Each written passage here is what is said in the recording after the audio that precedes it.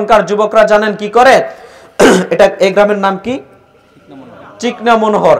চিকনা মনোহর গ্রাম থেকে উত্তর পাড়া থেকে 10 জন বন্ধু, মধ্য পাড়া থেকে 10 জন বন্ধু, দক্ষিণ পাড়া থেকে 10 জন বন্ধু, পশ্চিম পাড়া থেকে 10 জন বন্ধু, পাশের গ্রাম থেকে 10 জন বন্ধু, এরকম ভাবে বিশাল বড় একটা ফ্রেন্ড সার্কেল তৈরি করে দেয়। 50, 60, 70 জন ফ্রেন্ড, 60, 70, 80 জন ওর বন্ধু নাকি। কেন? একটা ফোন করবে, বিপদে পড়লে সব বন্ধু হাজির। হয় না ভাই? এই বন্ধু আপনি নির্বাচন করছেন না, কিয়ামতের দিন আফসোস করতে হবে। কিয়ামতের দিন আফসোস করতে হবে। আফসোসের কথাটা আমি কেন বলবো? কোরআন মাজিদে আল্লাহ সুবহানাহু ওয়া তাআলা বলছেন, আপনি খোলেন পবিত্র কোরআনুল কারীমের সূরা ফুরকান, সূরা ফুরকানের 27 এবং 28 নম্বর আয়াত খোলেন। আল্লাহ সুবহানাহু ওয়া তাআলা বলছেন, ইয়া ওয়াইলাতা লাইতানি লাম আত্তাখিজ ফুলানান খলিলা। কিয়ামতের মাঠে এক শ্রেণীর মানুষ তাদের আঙ্গুলগুলো কামড়াতে কামড়াতে কিয়ামতের মাঠে উঠতে থাকবে আর বলতে থাকবে, হায় আফসোস, কেন তাকে দুনিয়াতে বন্ধুরূপে গ্রহণ করেছিলাম। তাকে যদি দুনিয়াতে বন্ধুরূপে গ্রহণ না করতাম তাহলে আজকে আমাদের কতই না ভালো হতো। কথা কি বুঝতে পারলাম?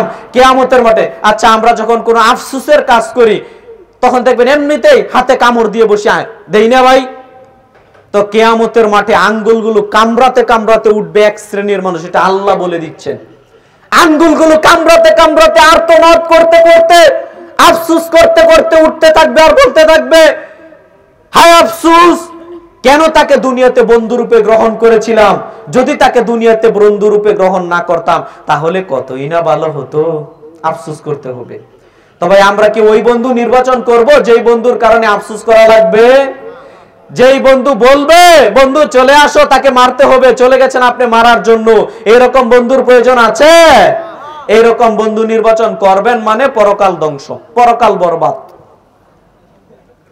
যারা বাইরা আছেন আমি অনুরোধ করব, বন্ধু এত বেশি লাগবে না, 2-1 জন নির্বাচন করেন, আপনি 2-3 জন নির্বাচন করেন যারা ভালো, যারা নামাজ পড়ে, ইবাদত বান্দিগি করে। ইমাম সাহেবকে বন্ধু বানিয়ে দেন, মুয়াজ্জিন সাহেবকে বন্ধু বানিয়ে দেন, যারা 5 ওয়াক্ত সালাত আদায় করে তাদেরকে বন্ধু বানিয়ে দেন।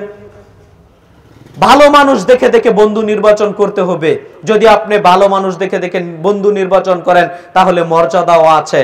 যদি খারাপ বন্ধু নির্বাচন করেন, ওই খারাপ বন্ধুর বদ স্বভাবগুলো আপনার মধ্যে অটোমেটিক চলে আসবে।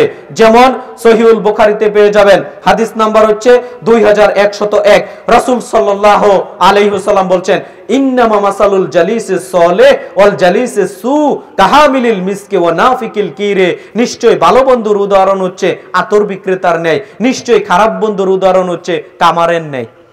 এটা নবী সাল্লাল্লাহু আলাইহি সাল্লাম দৃষ্টান্ত দিলেন, উদাহরণ দিলেন। ভালো বন্ধুর উদাহরণ হচ্ছে আতর বিক্রেতার ন্যায়। তার মানে উদাহরণটা কেমন বুঝেন? উদাহরণটা কেমন?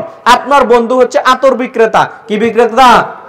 আতর বিক্রেতা। উদাহরণ নেন তো, আপনার বন্ধু আতর বিক্রেতা, তার পাশে যখন আপনি ওঠা বসা করবেন, তার সাথে যখন চলাচল করবেন, আপনার বন্ধু কি আপনাকে আতর হাদিয়ে দিতে পারে না?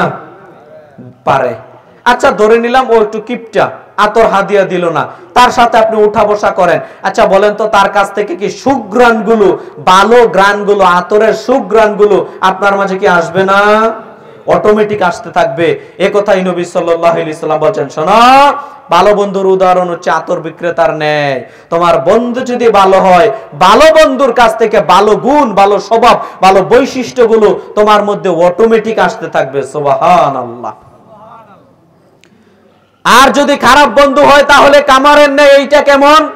এইটা হলো, আপনার বন্ধু যদি কামার হয়, তার পাশে গিয়ে যদি আপনি বসেন, আপনার বন্ধু হচ্ছে কামার, তার পাশে গিয়ে আপনি বসলেন, তাহলে কামারের যেই লোহা গরম করবে, দা বডি গরম করবে, আগুনের যে স্ফুলিঙ্গ, আগুনের ছিটাফোঁটা কি আপনার শরীরে আসতে পারে না? আসতে পারে। এরপরেও ভেবে নিলাম আপনি সতর্কতার সহিত বসলেন, আগুন যেন আপনার শরীরে না আসে। আচ্ছা ভাই, আগুন আসলো না আসলো না, কামারের যে একটা বদ ধোঁয়া, ওই বদ ধোঁয়ার খারাপ গন্ধটা কি আপনার মাঝে আসবে না? অটোমেটিক আসবে। ওইটাও কি আটকাতে পারবেন? ওইটা আপনি আটকাতে পারবেন না। নবী সাল্লাল্লাহু আলাইহি সাল্লাম বলছেন, আপনার বন্ধু যদি খারাপ হয়, তার কাছ থেকে খারাপ বৈশিষ্ট্যগুলো অটোমেটিক আপনার মধ্যে আসতে থাকবে। অটোমেটিক আপনার মধ্যে আসতে থাকবে। অতএব প্রিয় ভাইয়েরা আমার, আপনার বন্ধু যদি খারাপ হয়, বলেন আপনি কি করে ভালো থাকতে পারবেন?